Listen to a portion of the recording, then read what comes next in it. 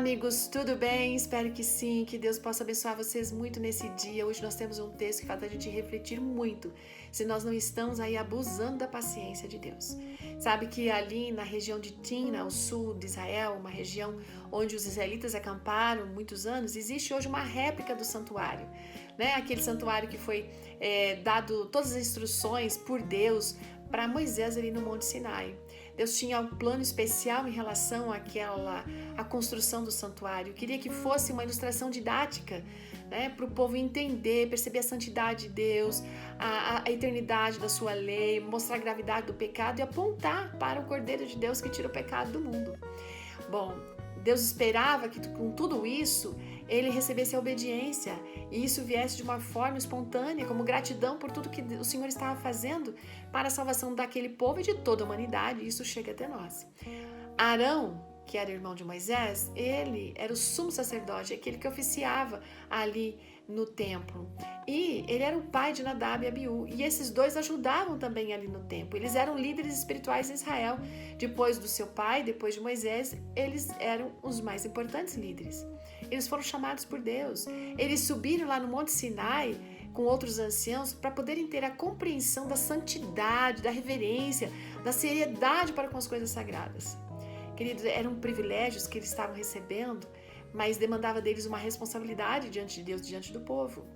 Ellen White tem um texto no Patriarcas e Profetas muito interessante. Ela diz o seguinte, que a grande luz e os privilégios que nos são dados, existe de nós uma retribuição, sim.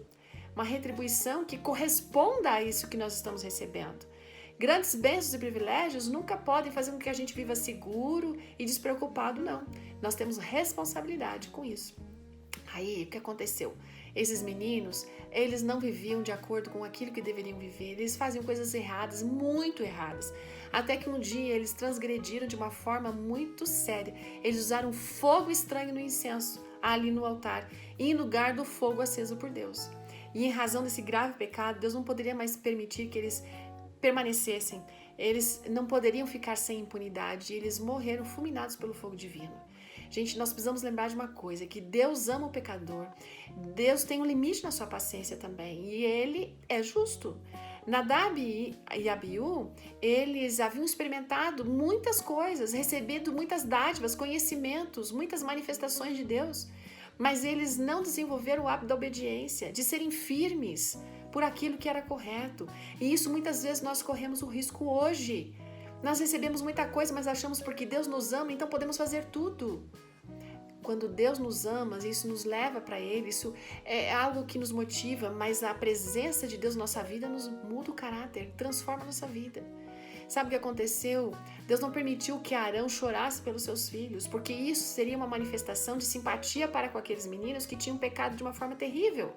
E não seria prudente diante do povo, porque Deus reprova a falsa simpatia pelo pecador.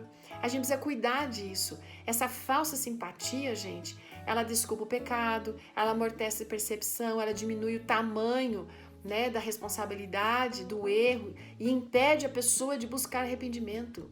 É muito perigoso condescender com desobediência.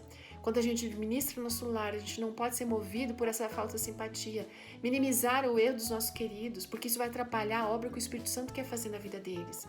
Portanto, a gente precisa ser sábio, mas não os nossos próprios olhos, como diz a palavra de Deus. Em inteligência aos nossos próprios olhos, não só baseados na nossa opinião, nós precisamos ouvir o que Deus diz e praticar. Não abusemos da paciência de Deus. Ótimo dia, até amanhã. Tchau!